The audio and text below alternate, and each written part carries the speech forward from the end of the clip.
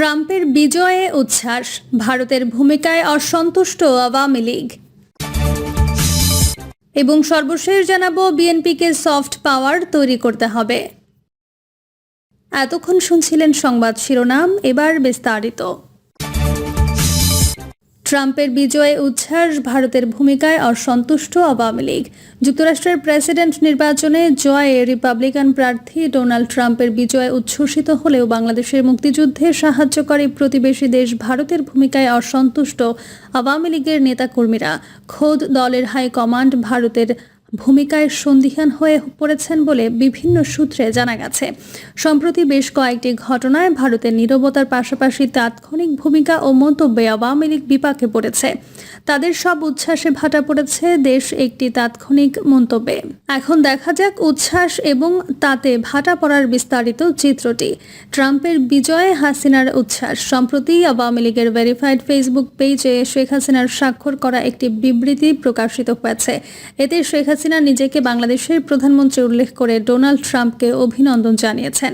ওই বিবৃতি কেবল ওই জায়গায় এতটুকুতেই থেমে থাকেনি। শেখ হাসিনা আরও উল্লেখ করেন, এই বিশাল জয় তার অসাধারণ নেতৃত্বের গুণাবলীর প্রমাণ এবং আমেরিকার জনগণের ওপর অর্পিত গভীর বিশ্বাসের প্রতিফলন। পোস্টে আরও বলা হয়েছে, Sheikh Hasina Donald J Trump ও মেলানিয়া ট্রাম্পের সঙ্গে তার প্রথম প্রেসিডেন্সির সময় প্রধানমন্ত্রী হিসেবে বিভিন্ন আলোচনার স্মৃতি স্মরণ করেন। এমন খবরে বাংলাদেশে আওয়ামী লীগের শীর্ষ নেতাদের পাশাপাশি বাকি কর্মীরাও বিষয়টিতে বেশ উৎফুল্ল বোধ করেন।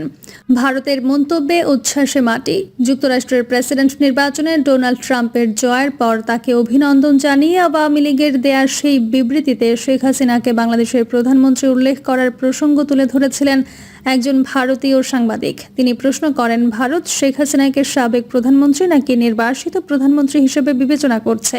তার জবাবে ভারত সরকারের বর্তমান অবস্থানটি স্পষ্টভাবে তুলে ধরেন পররাষ্ট্র মন্ত্রণালয়ের মুখপাত্র রণধীর জয়সওয়াল। তিনি বলেন, আমরা এখান থেকে আগেই বলেছি যে তিনি বাংলাদেশের একজন সাবেক প্রধানমন্ত্রী, সুতরাং এ বিষয়ে আমাদের অবস্থান এটাই। রণধীর জয়সওয়ালের এমন ক্ষুদ্র অথচ ব্যাপক অর্থবহ মন্তব্যে আওয়ামী লীগের নেতাকর্মীদের সব মুহূর্তে উচ্ছ্বাস মাটি হয়ে যায়। হিন্দুদের ওপর হামলার পেছনে ভারতের মন্তব্যেও অখুশি।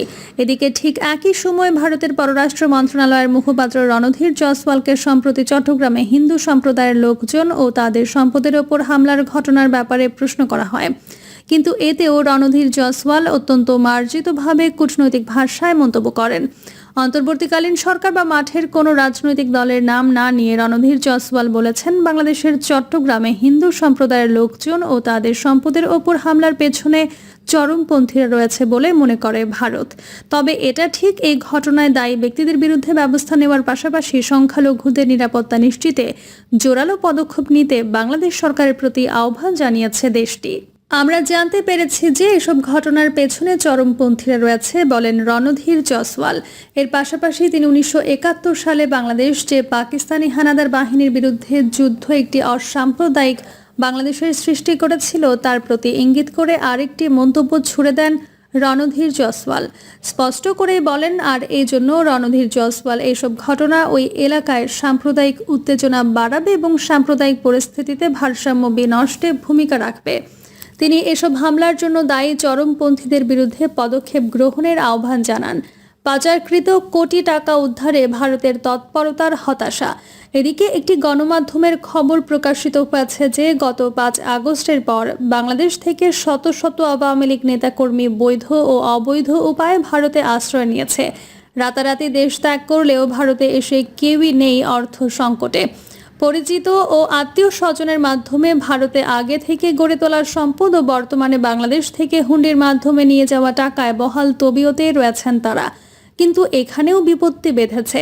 সম্প্রতি বাংলাদেশ থেকে শত শত কোটি টাকা ভারতে পাচারের মাধ্যমে নিয়ে আসার অভিযোগে ভারতের অন্তত 17টি জায়গায় সোমবার সকাল থেকে চলছে দেশটির কেন্দ্রীয় তদন্তকারী সংস্থা এনফোর্সমেন্ট ডিরেক্টরেটের অভিযান।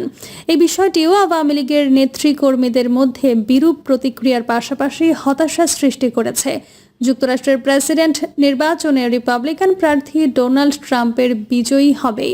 আর এমনটা হলে বাংলাদেশের ব্যাপারে বাইডেন প্রশাসনের বর্তমান যে নীতিমালা রয়েছে তার অনেক পরিবর্তন হবে।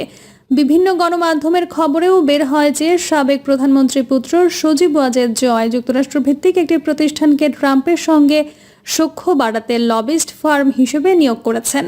অন্যদিকে ট্রাম্পের বিভিন্ন সমাবেশে গুটি কয়েক যে বাংলাদেশিরা যোগ দিয়েছিলেন তাদের অনেকেই আওয়ামী লীগের রাজনীতিতে বিশ্বাসী। এভাবেই আওয়ামী লীগের সব পর্যায়ের নেতাকর্মীদের মধ্য থেকে একটি বিষয় বদ্ধমূল হয় যে ট্রাম্প বিজয়ী হয়ে এলে ছাত্র জনতার গণঅভ্যুত্থানের মুখে 5 আগস্ট গণভবন ছেড়ে চলে যাওয়া সাবেক প্রধানমন্ত্রীও চট করে ঢুকে পড়বেন নিজ দেশেই। আর এমন পরিস্থিতিতে ভারত তো বাংলাদেশের জনগণ নয়, আওয়ামী লীগের নেতাকর্মীদেরই আপন মনে করে। আর সেজন্য এ ধরনের পরিস্থিতিতে ভারতও চট করে তাদের ভূমিকা রাখবে। আমেরিকার নির্বাচনের আগে এমন আশা নিয়েই আওয়ামী লীগের নেতাকর্মীদের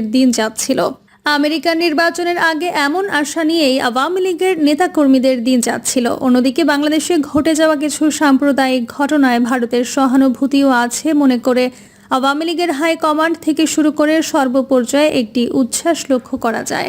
কিন্তু খোঁজ নিয়ে জানা গেছে যুক্তরাষ্ট্রের প্রেসিডেন্ট নির্বাচনে রিপাবলিকান প্রার্থী ডোনাল্ড ট্রাম্পের বিজয়ে উচ্ছ্বসিত হলেও ভারতের ভূমিকায় যে তা ভেস্তে গেছে, অসন্তুষ্ট হয়েছেন আওয়ামী লীগের নেতাকর্মীরা। তাদের প্রশ্ন, কেন রণধীর জয়সওয়াল বললেন, আমরা এখান থেকে আগেই বলেছি যে তিনি বাংলাদেশের একজন সাবেক প্রধানমন্ত্রী, সুতরাং এ বিষয়ে আমাদের অবস্থান এটাই। কেনই বা রণধীর জয়সওয়াল এমন প্রসঙ্গটি চেপে বা পাশ কাটিয়ে গেলেন না? কেনই বা সম্প্রতি চট্টগ্রামে হিন্দু সম্প্রদায়ের লোকজন ও তাদের সম্পদের ওপর হামলার ঘটনাকে ভারত অতটা গুরুত্ব দিল না? কেনই বা এসব নিয়ে বর্তমান অন্তর্বর্তীকালীন সরকারের বিরুদ্ধে কঠোর মন্তব্য করা হলো না ভারতীয় কর্তৃপক্ষ? বিএনপিকে সফট পাওয়ার তৈরি করতে হবে।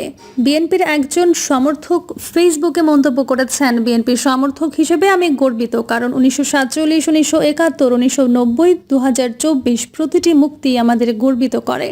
এই গর্বিত সমর্থকের বক্তব্যের যে ওজন তা খোদ দলটির নীতি নির্ধারকরা বোঝেন কিনার সন্দেহ। বুঝলেও তা কতদূর তারা ধারণ করে তা সন্দেহ জায়গায়। বাংলাদেশের ইতিহাসে দীর্ঘ 16 বছরের স্বৈরশাসন চালিয়েছে হাসিনা নেতৃত্বাধীন আওয়ামী লীগ। এই সময় জনগণের ভোটাধিকার কেড়ে নেওয়ার সহ দেশের সমস্ত প্রতিষ্ঠানকে ধ্বংস করে ফেলা হয়েছে। জনগণের ভোট না থাকলেও আওয়ামী লীগের সমর্থনে ছিল আমলা, পুলিশ বাহিনী, আর এর সম্মতি উৎপাদন করে গেছে মিডিয়া ও সুশীল সমাজ। মুক্তিযুদ্ধের সপক্ষের শক্তি বলতে একমাত্র আওয়ামী লীগকেই বুঝিয়ে এর বিপরীতে যারাই কথা বলেছে তাদেরই মুক্তিযুদ্ধের বিপক্ষ বানিয়ে দিয়েছে এই গোষ্ঠী। সবচেয়ে বেশি খড়গের নিচে ছিল বিএনপি। এই দলটির প্রতিষ্ঠাতা সহ বিভিন্ন নেতারা 71 সালের যুদ্ধে সক্রিয়ভাবে অংশ নেন। 90 এর গণ আন্দোলনে আপোষহীন ভূমিকার কারণে 91 সালে নির্বাচনে খালেদা জিয়ার নেতৃত্বাধীন দলটি জনগণের সমর্থন পেয়ে ক্ষমতায় আসে।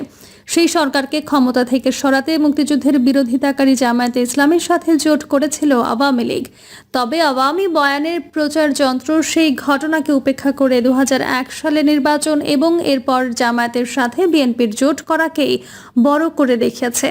বিএনপিকে মুক্তিযুদ্ধের বিরোধী দল বানিয়ে জামায়াত বিএনপির শব্দ যুগল একসঙ্গে উচ্চারণ করেছে। শুধু তাই না, বারবার প্রচার করা হয়েছে যে বিএনপি ক্যান্টনমেন্টে জন্ম নেওয়া দল, ক্ষমতার অনুগ্রহে তৈরি হওয়া দল। এই দলের নেতাকর্মীদের কোনো ত্যাগ তিতিক্ষা নেই।